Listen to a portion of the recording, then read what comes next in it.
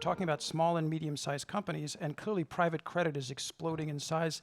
The size of private equity funds have just gotten to levels we never could imagine before. But underlying that, back to cycles, these strong family-owned small and medium-sized companies, they're much more stable businesses. And if you pick your spots, they're much more acyclical. And so as a lender, we're obviously chasing all the latest craze of ABF and trying to do a lot of large cap direct lending.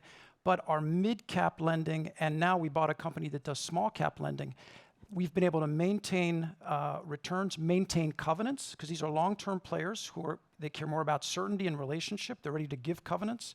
By nature, the spreads are a little bit higher.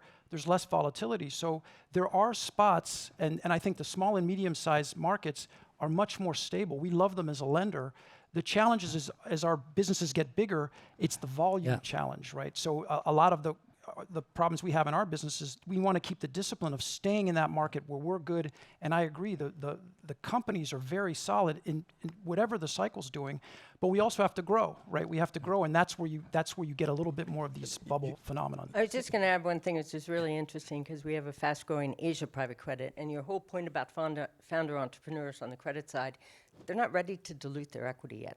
So actually, you get some remarkable credit. And when you look at some of the markets, particularly, for instance, across Asia, the companies are actually pretty big. So they're not medium enterprises. They are founder-owned, and you can get some great credit deals. So it depends on where you're looking in the globe. What you just mentioned is perfect. But when we think about Europe, we look at what is private equity in Europe. Europe differs from other economies in the world. If you compare the economy of Europe to the economy of the US, to the economy of China, or to the economy of Korea, what is the economy of Korea? It is a dozen of very, very large conglomerates. And but Europe is very different. Europe, it's a huge population that you just described, and José also, it's a huge population of mid-market companies.